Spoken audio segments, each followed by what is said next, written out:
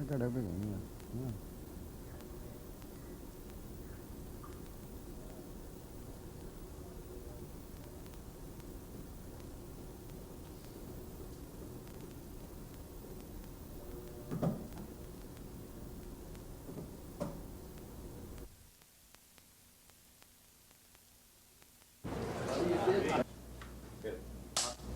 And action.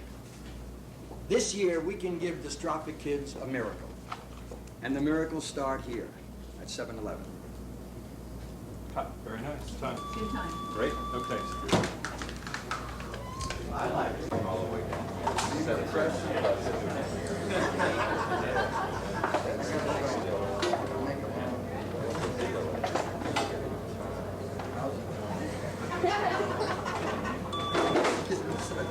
And now, live from Caesar's Palace, the Telethon.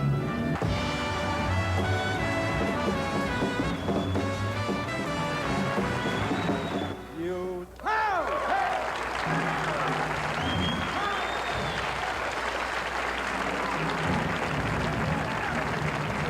Great having you back. Oh, yeah. Thank heaven for 7-Eleven.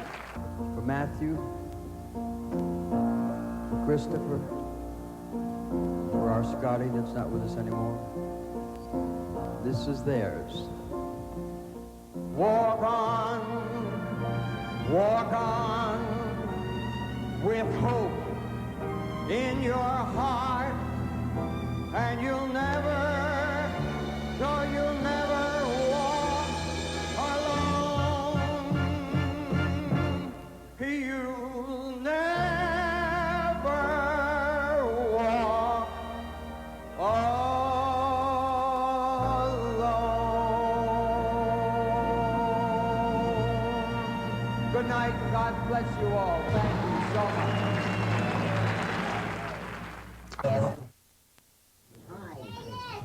What's that? Who did that? I did. Did you really? Honest to goodness? You like that? Thank you for it. You're welcome. Thank you for my pet polio.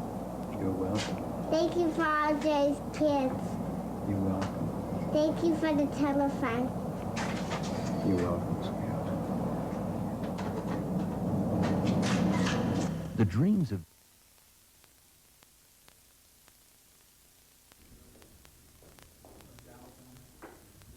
This is Bobby Wygant at KXAS TV in Dallas, Fort Worth.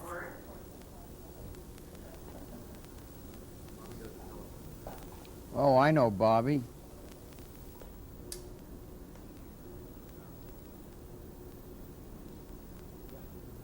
Starting. Good morning, Jerry. Hello, Bobby. From Dallas, Fort Worth, where are you? I'm in Las Vegas. How are you? I'm just great, and I know you're gearing up for the weekend. I missed seeing you this year. Well, I was there. It's just that I was among many. Hundreds, let's say. Yeah, but I always know when well, we didn't take any pictures this year. That's why we didn't have any hugging. Yes, okay. Don't tell everything you know, Jerry. Okay. Did you see this? I do. Did What you is see? it? That's the Nutty Professor. Okay. You're going to find that all over Dallas. That's in all the 7-Eleven stores. All right. Just Hey. go by and get one? You can get by. You go by and mention my name, and they'll send you to where you can get it. All right.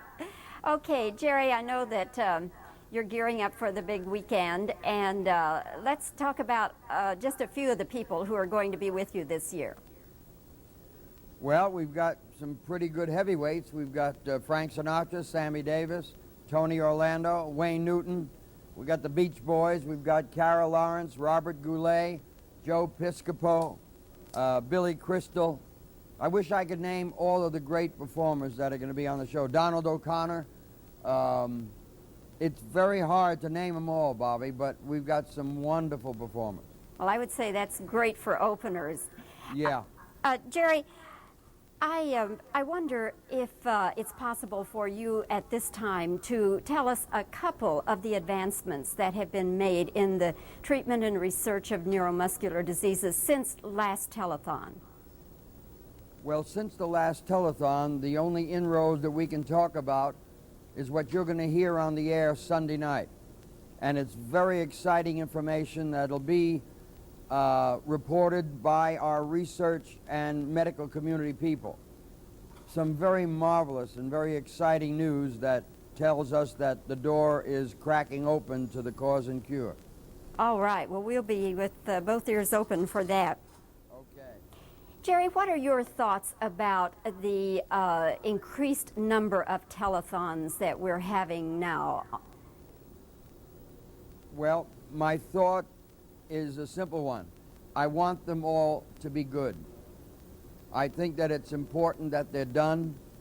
I don't believe in socialized medicine, and I don't believe in having the government take care of our problems. So I think the telethons are a marvelous way to get the job done. I would just like them to be better. I would like them to be more prepared, much more well-produced, and they would get much more money. It's a very, very strange thing, but I root very heavily for them to do well because it's only going to help us, and it's not good for us when they don't do well. So you think the increased number of telethons we've had in the past year, and particularly with the Live Aid telethons, you don't think that that affects you adversely in any way? If it is done poorly, and if it isn't done with the kind of credibility that it should be, yes, that can have an adverse effect. But do you anticipate any sort of adverse effect? No, I am too optimistic, Bobby. No, I don't anticipate anything but beating it and winning and doing better than last year, and we will. I'm with you on that. I know you are. Jerry, after your very close call with death and your heart surgery and so forth, did it give you any sort of different perspective about the work you do for muscular dystrophy? No, it didn't give me a different perspective. It just made me understand how much I didn't understand before. In what way? Well, you don't really recognize until you are there what losing your life can be like. When you experience that, then you can recognize the battle that is ongoing to keep these children alive. Was there ever a time at that point in time, Jerry, that you felt like if you didn't make it, that doggone it, you weren't going to live to see the ultimate goal that we are all wishing and praying and working for? I wish I can tell you that I was aware of that. I might have been subconsciously, but I cannot honestly submit to you that I thought about that. I think that when you're in the state that I was in, the only thing you're thinking about is, dear God, let me get through this day. And you haven't, you look terrific. Do you feel as good as you look? Yeah, I feel absolutely marvelous. And I'd like you to know I'm not wearing any makeup, and I just look this adorable on or off the camera. And Jerry, I observed when we were in Las Vegas for the meeting that you still are not smoking, right? I haven't smoked in 2.5 years, and that's the way it's going to stay. No smoking. All right, we're glad to hear that. Jerry, anything else that you'd like to have a chance to say before we have to sign off here this morning? Just that I love Dallas, and I love the good people in the Dallas-Fort Worth area. I love 7-Eleven, and if it wasn't for the people like 7-Eleven, I could never get this job done. So I wanted to just send my love to the home port and to all of the good people in Dallas. All right, and that's the whole Dallas-Fort Worth Metroplex area, as we say. You bet. We're all in on it. Okay, Jerry, well, take care, and we'll see you on the tube come this weekend. I'll look forward to seeing you, Bobby. Thanks, Jerry. Okay, bye-bye. How'd I do, Eric? Jerry.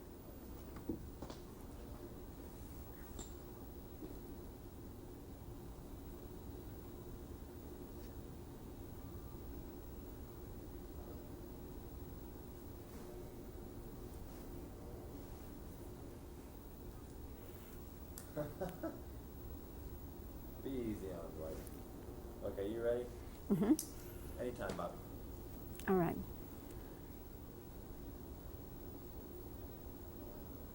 So, Jerry, who are some of the big stars who will be with you on the telethon this year?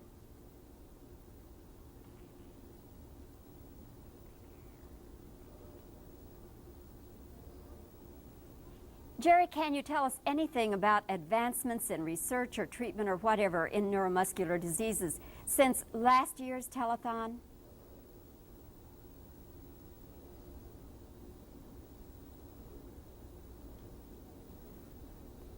Jerry, what are your thoughts about the increased number of telethons? Let me do that again. Jerry, what are your thoughts about the increased number of telethons we're seeing?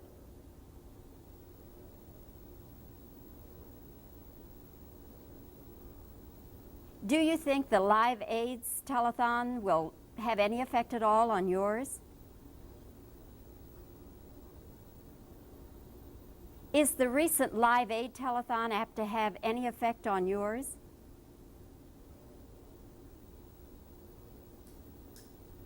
You don't think they affect you adversely then?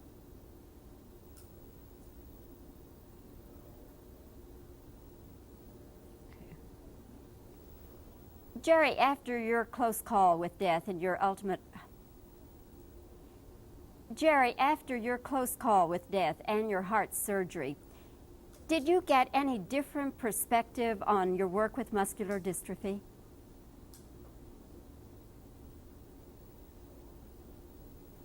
At the time you were so desperately ill, did you think, oh, I may not live to see my goal?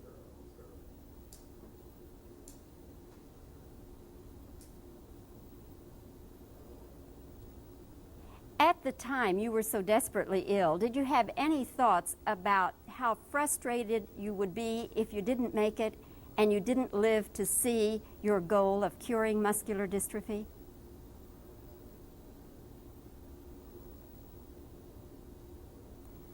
Okay. Jerry, anything else you want to tell us here in the Dallas-Fort Worth area?